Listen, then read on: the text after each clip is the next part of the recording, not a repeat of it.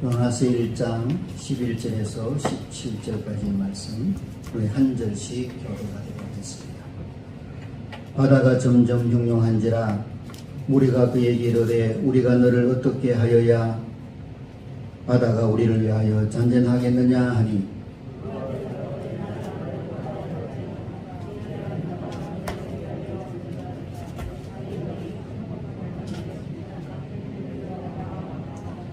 그러나 그 사람들이 함께 노를 저 배를 육지로 돌리고자 하다가 바다가 그들을 향하여 점점 더 흉흉함으로 능히 못한지라 우리가 여호와께 부르짖어 이르되 여호와여 거하고 거하오니 이 사람의 생명 때문에 우리를 멸망시키지 마옵소서.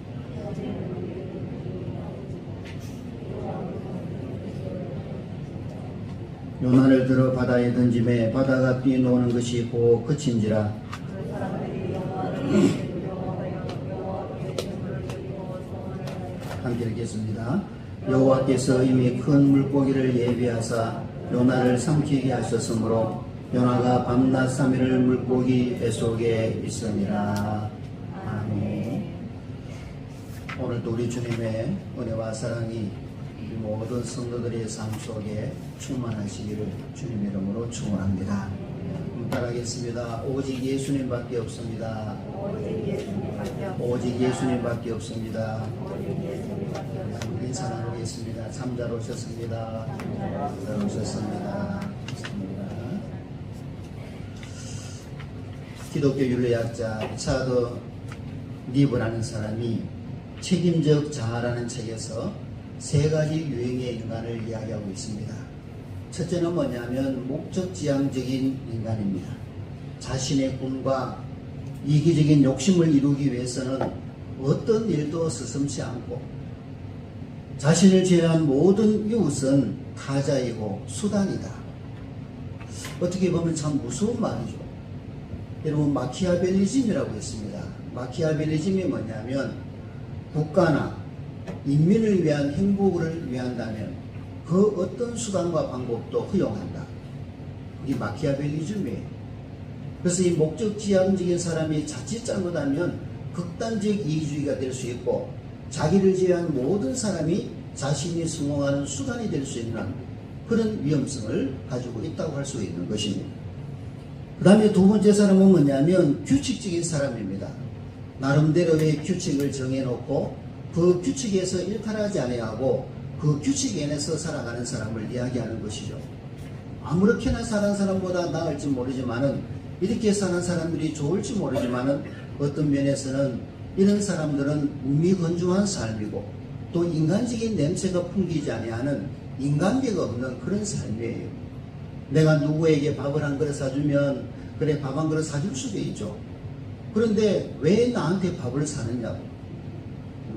그리고 내가 밥을 샀으면 꼭 내가 당신도 밥을 사야 되고 항상 어떤 반대급부가 반드시 이루어져야 되는 이런 사람들.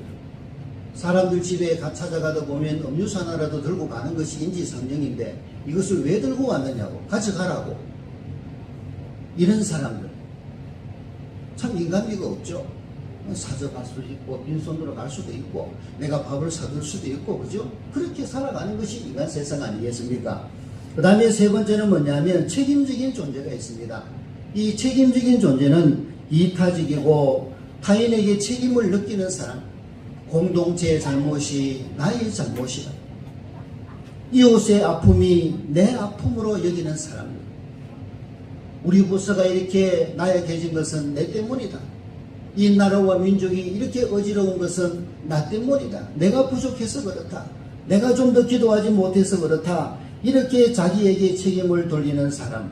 이런 사람은 언제나 빚진 자의 심정으로 살아가죠.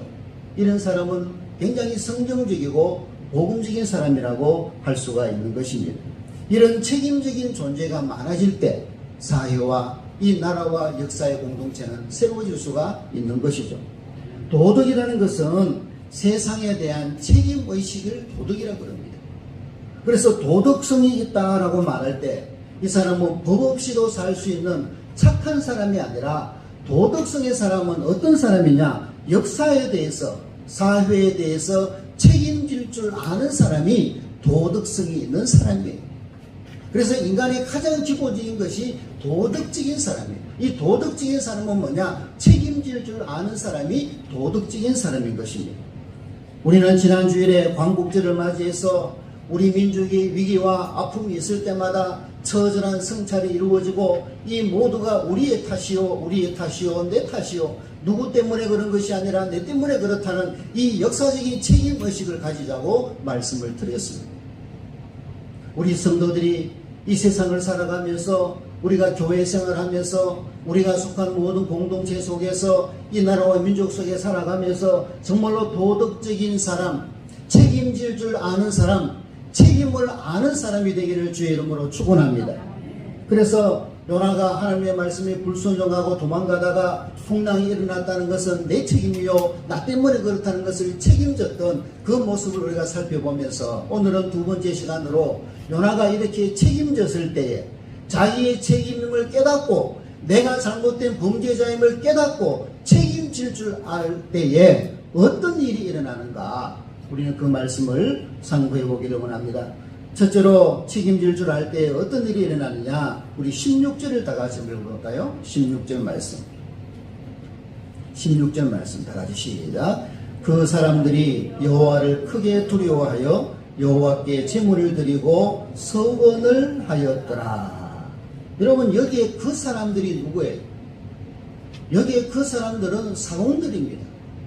사공들, 배 선원들을 말합니다. 그러니까 배에 타고 있는 모든 사람들이라고 이야기할 수가 있습니다. 그래서 요나서 1장 5절에 보면 이런 말씀이 있어요. 5절을 제가 읽어볼게요. 사공들이 두려워하여 각각 자기의 신을 부르고 또 배를 가볍게 하려고 그 가운데의 물건들을 바다에 던지니라. 이 배에 있는 사공들과 모든 사람들이 각각 자기들이 믿는 신의 이름을 불렀던 사람들, 하나님을 모르는 사람들, 그러니까 배 안에 있는 사람들은 요나를 제외하고는 모두가 우상 숭배하는 자들이 있었다, 그런 말입니다. 그런데 이런 사람들이 요나의 책임지는 모습을 보고 늦게나마 깨닫고 그들이 깨어납니다. 그리고 참되고 살아계신 요나의 하나님, 유일하신 여호와 하나님 앞에 엎드려서 그 하나님을 경외하게 되는 것입니다. 14절을 볼까요? 14절을 따랐습니다. 이들이 뭘 하느냐 이렇게 합니다. 시작. 무리가 여호와께 부르짖어 이르되 여호와여 구하고 구하오니 이 사람의 생명 때문에 우리를 멸망시키지 마옵소서. 자, 여기에 배에 있는 사람들이 뭘 하죠? 기도합니다. 기도합니다. 여러분, 기적이 아니겠어요? 하나님을 모르는 사람들이 각각 자기의 신의 이름을 부르며 기도했던 사람이 이제 요나의 모습을 바라보면서 이들이 누구에게 기도해요? 하나님께 기도합니다. 요나가 믿은 하나님, 요나가 섬겼던 그 하나님께 기도하는 모습을 볼 수가 있는 것입니다. 이 풍랑을 잔잔케 하신 하나님 앞에 기도하고 있는 것이죠. 여러분, 요나가 내 탓이요, 내가 잘못했습니다, 내가 하나님의 말씀에 불순종하고 도망가려다가 이런 사달이 났습니다, 자기 잘못을 인정하고 책임을 지니까 우상 숭배하는 자들이, 하나님을 몰랐던 자들이, 자기 신의 이름을 불렀던 자들이 여호와 하나님 앞에 기도하고 있는 모습을 볼 수 있습니다. 할렐루야. 여러분, 이것은 뭐라고 이야기하느냐 하면 복음의 역동성, 복음의 확장성, 쉽게 말하면 전념성을 이야기하고 있습니다. 여러분, 우리의 복음은요, 전념성이 있어요. 내가 믿으면 너가 믿게 되어 있어요. 너가 믿으면 우리가 믿게 되어 있어요. 우리가 믿으면 모든 공동체가 믿게 되어 있어요. 이게 바로 뭐냐면 신앙의 확장성, 전념성을 이야기하는 것입니다. 여러분, 요나가 진지하게 회개하고 깨어났더니 이들이 요나의 하나님을 자기 하나님으로 바라보기 시작한 것입니다. 그리고 그 하나님께 기도하기 시작했던 것입니다. 이것이 바로 이 요나가 우리에게 주는 귀한 교훈인 것이죠. 여러분, 우리가 소위 일제강점기에는요, 우리나라에 예수 믿는 사람이 별로 없었어요. 위키 백과사전에 보면 이런 말이 나와요. 일제강점기에 기독교에 대해서 우리나라에서 이렇게 이야기하고 있습니다. 일제강점기에 우리나라 인구가 1600만 명이 되었다고 합니다. 1600만 명. 지금은 우리 인구가 얼마예요? 우리나라 인구가 얼마죠? 생각 안 하고 사십니다. 자, 그 당시에 1600만 명인데 예수 믿는 그리스도인들이 얼마냐면 29만 명이에요. 그 2%도 채 안 돼요. 2%도 채 안 되는 이 소수의 그리스도인들이 조선인의 문명 퇴치를 위해서 교역을 했고, 의료 사업을 했고, 구휼 사업을 했고, 또 모든 일에 적극적이었고, 독립운동에도 너나 나나 할 것 없이 모두가 적극적으로 참여해서 우리가 잘 아는 대로 독립선언서에 서명한 33명 중에 16명이 기독교인이었습니다. 놀라운 사실입니다. 그리고 독립을 위해서 나라 안팎에서 활동한 김구 선생, 함태영, 이성훈, 이갑성, 안창호, 이승만, 서재필 등 대부분의 선각자들은 우리 예수 믿는 사람이었습니다. 세문안교회, 정동제일감리교회, 상동감리교회, 연동교회, 승동교회, 대한민국에 존재하는 모든 교회의 교인들, 또 배재학교, 경신학교, 이화여학교 등 선교사들이 세운 기독교 학교 학생들이 모두가 독립운동에 가담을 했습니다. 3.1운동으로 투옥돼서 재판을 받은 사람 가운데 기독교회는 장로회 총회장이었던 평양의 김선두 목사님, 경북 노회장이었던 대구의 이만진 목사님 등 전체의 17.6%가 민족운동과 독립운동에 앞장섰습니다. 또 그 당시 성도들은 생명 걸고 주님을 믿었어요. 신앙이 불타올랐습니다. 그들의 기도는 진지했고, 그들의 삶은 진지했고, 그들의 삶은 바로 신앙이었고, 신앙과 삶이 분리되지 않았던 것입니다. 적어도 일제강점기의 교회는 민족의 존경과 신뢰를 받는 소망의 대상이었고, 우리 민족의 등불이었던 것입니다.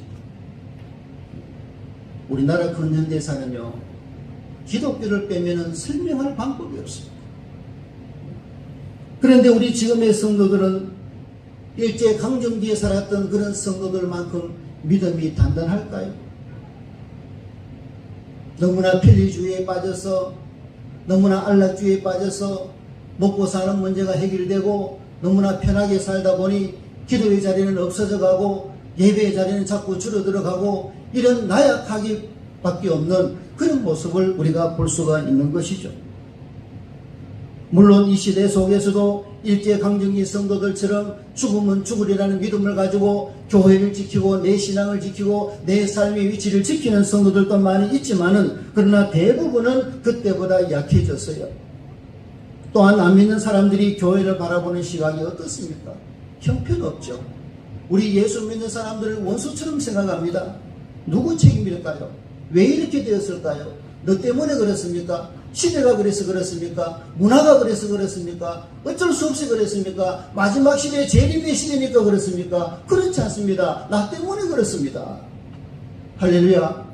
우리 한번 따라합니다. 나 때문에 그렇다. 나 때문에 그렇다. 여러분, 이것을 기억해야 됩니다. 결국은 해답은 뭐냐? 교회가 또 그리스도인들이 세상의 빛이 되고 소금이 됐던 사람들은 그 교회의 주인이 되신 하나님을 경외하게 된다는 사실입니다. 이게 연화 사건을 통하여 우리에게 주시는 교훈인 것이죠. 오늘 우리 그리스도인들이 정말 이 땅에서 빛으로 살고 소금으로 살고 양보하고 살고 너그럽게 살고 본이 되는 삶을 살고 우리 모든 믿지 않는 사람들에게도 인생의 모델이 되는, 정말로 멘토가 되는 그런 삶을 산다면 우리가 믿는 하나님을 믿지 않을까요? 우리가 정말로 존경받는 사람이 되고 우리가 정말로 믿지 않는 사람들 속에 이 험한 세상 속에서 길이 되고 빛이 되고 소망이 된다면 우리가 믿는 하나님을 믿지 않을까요? 여러분, 이것이 회복되어야 될 줄로 믿습니다. 내가 믿는 하나님을 너도 믿게 만들고 너도 믿는 하나님을 우리가 믿게 만드는, 내 한 사람을 통해서 온 마을이 구원받고 내 한 사람을 통하여 내가 속한 공동체가 구원받고 내 한 사람을 통하여 이 나라와 민족이 구원받는 놀라운 변화의 역사가, 회복의 역사가 이루어지기를 축원합니다. 그래야죠. 그래야죠. 다음에 또 한 가지 우리가 살펴볼 수 있는 것은, 요나가 책임지실 때 어떻게 되냐, 하나님께서 새로운 역사를 펼쳐가시는 모습을 볼 수 있어요. 하나님께서 요나가 비록 하나님의 명령을 불순종하고 도망가려다가 풍랑을 만나서 이런 지경에 이르렀지만은 그래도 요나는 변명하지 아니하고 나 때문에 그렇다고 책임지는 모습을 보였을 때 하나님께서는 하나님의 역사를 새롭게 이루어 나가는 것을 볼 수 있어요. 우리 17절을 볼까요? 17절 시작. 여호와께서 이미 큰 물고기를 예비하사 요나를 삼키게 하셨으므로 요나가 밤낮 3일 물고기 뱃속에 있습니다. 그러면 17절의 주어가 뭐예요? 누구예요? 17절의 주어가 요나입니까? 뱃사람들입니까? 누구예요? 여호와께서. 그럼 물고기를 준비한 분이 누구세요? 여호와께서. 물고기 뱃속으로 들어가게 하신 분이 누구예요? 여호와께서. 할렐루야. 여러분, 하나님이 시작하시는 거예요. 하나님이 요나의 성령 역사를 새롭게 선언하고 있는 모습을 볼 수가 있는 것입니다.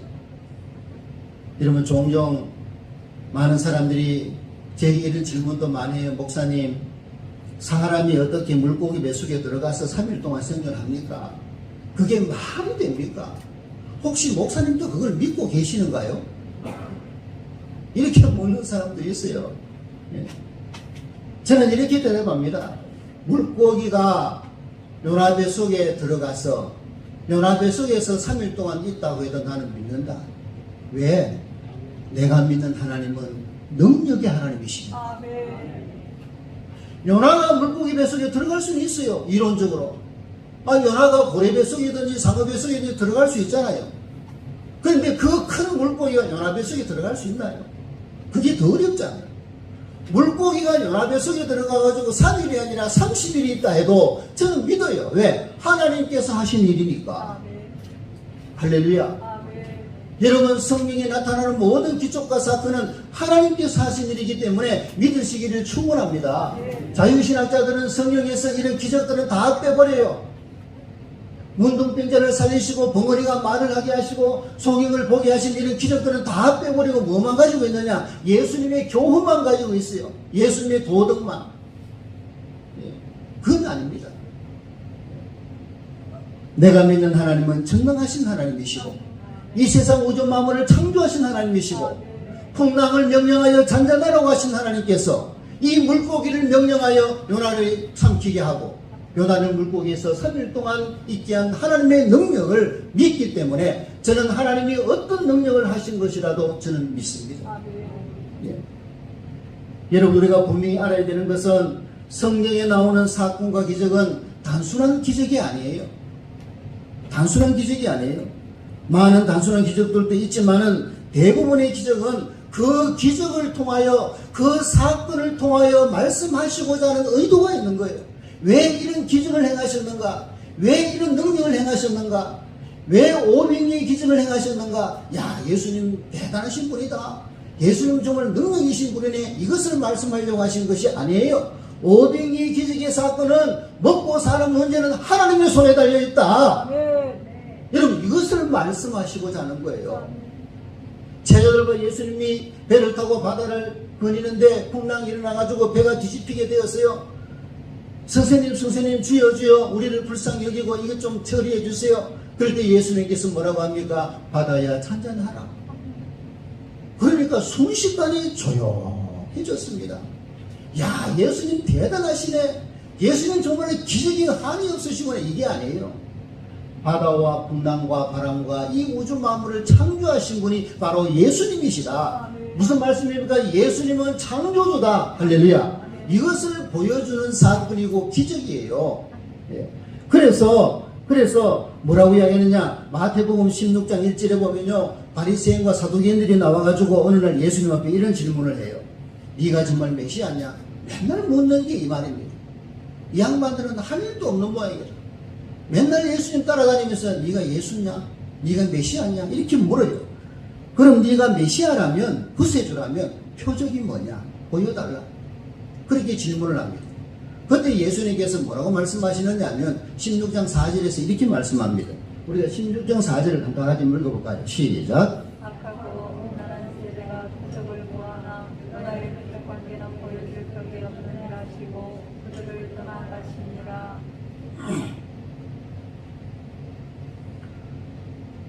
예수님께서는 뭐라고 말씀하십니까? 악하고 음란한 세대가 표적을 구하는, 무슨 표적밖에는 보여줄 게 없다고요? 요나의 표적밖에는 보여줄 것이 없다. 요나의 사건, 요나의 기적이라고 말하지 않아요. 뭐라고 이야기합니까? 요나의 표적이라고 이야기합니다. 그러면 요나의 표적을 통해서 뭐를 말씀하시고자 하느냐? 요나가 물고기 뱃속에 들어가서 3일 동안 회개했던 것은 뭘 말하고자 하느냐? 그 말이잖아요. 이게 무슨 말이냐? 요나가 3일 동안 물고기 뱃속에 있었다는 것은 예수님께서 십자가에서 죽으시고 3일 만에 부활하신 부활의 사건을 이야기하는 거예요. 부활의 사건을 이야기하는 거예요. 요나가 물고기 뱃속에서 사흘을 생존한 기적은 예수님이 십자가에 죽으시고 사흘 만에 부활하시는 예수님은 우리의 주님이라는 사실을 보여주는 기적이에요. 그래서 이 요나의 기적을 기적이라고 하지 아니하고 요나의 표적이다. 그렇게 말씀하고 있는 것입니다. 그렇습니다. 요나가 물고기 뱃속에서 나와서 니느웨 성에 가서 복음을 외치는 새로운 선교의 장이 시작되었듯이 예수님께서 부활하심으로 말미암아 우리 많은 사람들은 예수를 믿음으로 죄사함 받고 구원받고 하나님의 자녀가 되어서 이제 이 땅이 아니라 하나님의 나라를 소망하며 바라보는 영생의 사람이 된, 새로운 시대를 살아가는 사람이 된 것을 나타내주는 말씀이 바로 요나의 표적이다, 그 말이에요. 우리 민족의 일제강점기 기간은 참 고통이었죠. 뭐 고통이라는 말이 사치스러울 정도로 무슨 말을 해야 되겠습니까? 어떤 의미에서는 이런 고통이 우리 민족에게 새로운 시대를 준비하기 위한 고난의 수월이고 물고기 뱃속 같은 시간이었다고 할 수 있습니다. 그런데 여러분 잘 보십시오.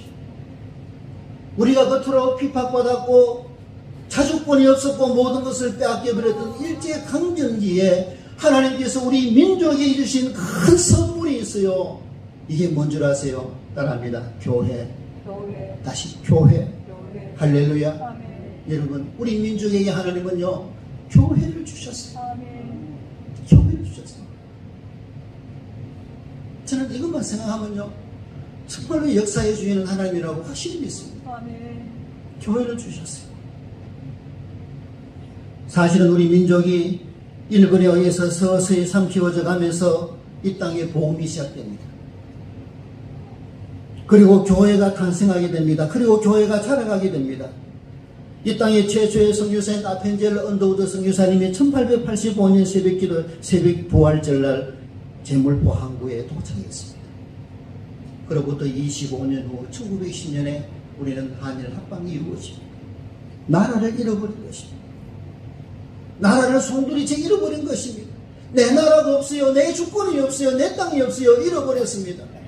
그런데 하나님께서는 나라를 잃어버린 우리 민족에게 교회를 주셔서 성경을 읽게 만들고 믿음을 가지게 만들어서 이 땅이 영원한 세상이 아니라 우리가 가야 할 영원한 하나님의 나라, 저 하나님의 나라, 우리를 위하여 예배하신 저 영원한 하나님의 나라를 보게 하셨다, 그 말입니다. 아멘. 여러분 교회가 오기 전에는 우리 민족은 땅만 보고 살았습니다. 우리 민족이 얼마나 불쌍한 민족이었습니까? 우리 민족이 얼마나 가난한 민족이었습니까? 구한 말에 우리 민족의 생태는 여러분 잘 아실 것입니다. 특별히 이야기 안 해도 거지였습니다. 그런데 우리 민족에게 교회를 주셨습니다. 성경을 읽으면서도 이 아픈 현실을 극복하게 만들고 저 하나님의 나라를 바라보게 만들고 일제강점기 속에서 슬프고 힘들고 눈물을 흘리며 살아가지만 그래도 하나님께서 우리를 위하여 저 예비하신 저 하나님의 나라를 바라보며 살 수 있도록 우리에게 은혜를 주셨다, 그 말입니다. 여러분 놀랍지 않습니까? 그리고 복음과 함께 전해진 소위 기독교 문화, 복음의 문화는 우리가 추구해야 할 새로운 문화의 모델이 되었던 것입니다. 복음이 전해지면서 알렌 선교사에 의해서 1885년에 우리나라 최초의 현대병원 광영원이 세워졌습니다. 이 광영원이 나중에 세브란스 병원이 되잖아요. 그리고 배제학당, 유학당이 시작되면서 신학문의 터전과 함께 새로운 학교가 이 땅에 심어지기 시작했습니다. 그리고 이 땅에 기독교가 전해졌지만은 찬송가가 없었습니다. 우리나라 찬송가가 없었어요.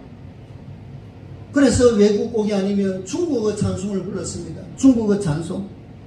기독교가 처음 한국에 소개되고 예배가 드려졌지만 어떤 찬송을 불러야 될까? 우리나라 말로 된 찬송가가 없었기 때문에 중국어로 된 찬송가를 부를 수밖에 없었어요. 1887년 백홍준 서상윤을 중심으로 시작된 세문안교회, 이 교회에서는 처음에는 중국어 찬송을 불렀습니다. 왜? 우리 글이 없기 때문에, 우리 글로 만든 찬송가가 없기 때문에. 그래서 백홍준의 딸 백성과는 이렇게 회상이 했어요. 내가 어렸을 때 내 아버지는 만주에 가서 장사를 하고 보리를 다 보고 돌아와서 매일 새벽 기도가 새벽이 되면 새벽 기도 하시고 나지막하게 부르는 노래가 있었다 그럽니다. 이게 뭐냐면 주 예수 아이고, 주 예수 아이고, 중국말로. 이게 한문으로 뭐냐면요, 한문으로 주 야소 에아, 야소는 예수잖아요. 에 사랑했자, 아 낳았자, 주님의 나를 사랑하십니다. 만주에서 돌아와서 새벽에 일어나 하나님 앞에 무릎 꿇어 기도하면서 그렇게 주님은 나의 사랑이라고 고백했던 자기 아버지를 기억하고 회상하고 있는 모습을 볼 수 있습니다. 여러분, 그 당시에 우리는 지금 예수 사랑하심 이렇게 부르잖아요. 그 당시에는 가사가 어떻게 되었느냐면 한번 띄워볼래요? 한번 읽어볼까요? 시작. 우리 교회는 연로하신 분들이 많아서 대충 읽을 거예요. 시작. 주님 날 사랑함을 성경으로 아오. 그죠? 보배 피 흘림으로 두려운 마음 없이 하오. 그런 말이잖아요. 영어보다 더 어려워요. 네. 그리고 후렴 보세요. 예수시 날 사랑하오. 예수시 날 사랑하오. 예수시 날 사랑하오. 어떻게 하느냐? 성령으로 하오. 성령을 보니까 예수님이 나를 사랑하셨다는 겁니다. 성경을 보니까 예수님께서 나를 구원하시기 위하여 독생자 예수가 되어서 이 땅에 오셔서 십자가에 못 박혀 죽으셨다는 겁니다. 그것이 나를 향한 사랑이었다는 거 아니겠어요? 예수시 날 사랑하오. 예수시 날 사랑하오. 그게 어떻게 하느냐? 성령에서 이루어졌다는 그 말입니다. 그래서 이제 찬송가도 우리나라 글로도 악보 없는 글로도 많이 만들어졌었고 외국 곡도 번역해줬고 그 다음에 중요한 것은 성경을 번역하고 한국어로 번역하다 보니까 한국을 통해서 일제시대 한글 교육이 이루어집니다. 한글 교육이 이루어져요. 그리고 1895년에 최초의 서양 소설 철로역정, 그 유명한 철로역정이 우리나라 말로 풀리게 됩니다. 철로역정을 읽으면서 사람들은 눈물을 흘립니다. 철로역정을 읽으면서 하나님의 나라를 꿈꿉니다. 철로역정을 생각하면서 철로역정을 읽어가면서 어려운 현실을 극복해 나갑니다. 이 철로역정이 제2의 성경 아닙니까? 언젠가 제가 말씀드리면서 꼭 읽어보라고 말씀드립니다. 오늘날에도 우리 한국교회는 성경이 강조한 하나님 나라를 선포해야 합니다. 이 하나님의 나라의 가치의 첫 번째가 뭐냐? 자유입니다. 자유. 억압으로부터의 자유, 가난으로부터의 자유, 질병으로부터의 자유도 있지만 우리 인간이 가장 추구해야 할 자유가 뭐냐? 죄로부터의 자유인 것입니다. 아멘. 여러분, 죄가 있으면 자유롭지 못합니다. 하나님 앞에 철저히 회개하고 내 죄 문제가 깨끗이 해결될 때 우리는 영적인 자유를 누릴 수가 있는 것입니다. 아멘. 이번에 광복절 축사에 우리 윤 대통령이 자유라는 말을 참 강조했죠. 맞습니다. 자유와 평화가 공존하는 나라가 되어야 됩니다. 정의와 기쁨이 함께 공존하는 나라가 되어야 됩니다. 그런 미래를 향해서 나아갈 수 있는 이 나라가 될 수 있도록 우리가 기도해야 될 줄로 믿습니다. 그러나 이 땅에는 진정한 자유를 주지 못합니다. 이것이 바로 우리 민족으로 하여금 역사의 어둠을 통과하게 하신 이유이고 그 물고기 뱃속에서 새로운 나라의 꿈을 꾸게 하신 이유고 하나님 나라의 비전을 이 땅에 실현하는 대한민국이 될 수 있도록 우리가 함께 기도해야 할 이유였던 것입니다. 아픈 만큼 성숙해지고 라는 노래가 있죠. 우리 민족은 얼마나 많은 고통의 세월, 고난의 세월을 겪고 갔습니다. 그 고난의 세월을 그만큼 겪었다면 이제 우리 민족은 좀 더 성숙되어야 되지 않겠습니까? 이제 우리 민족은 좀 상대방을 향하여 마음의 문을 열어야 되지 않겠습니까? 언제까지 네 탓이고 내 탓이고 상대방 탓만 하고 살아가야 되겠습니까? 이제 서로 손에 손을 잡고 하나님 나라를 위하여 우리 민족을 향하신 하나님의 뜻을 받들고 우리 대한민국을 통해서 이 세계 만국을 구원할 하나님의 성교의 나라가 되어서 또한 우리 영천 북봉에는 이 복음의 불모진 영천 땅을 새롭게 하고 영원한 천국으로 만드는데 영향력을 끼치고 앞장서 나가는 그런 교회가 되어야 할 줄로 믿습니다. 이런 교회와 이런 비전의 사명들이 우리 성도의 가슴 속에 꼭 새겨졌어. 이제 하나님 앞에 기도하며 이 민족을 위해서 교회를 위해서 기도하며 나가는 우리 모든 교회와 성도들이 되시기를 주님의 이름으로 축원합니다.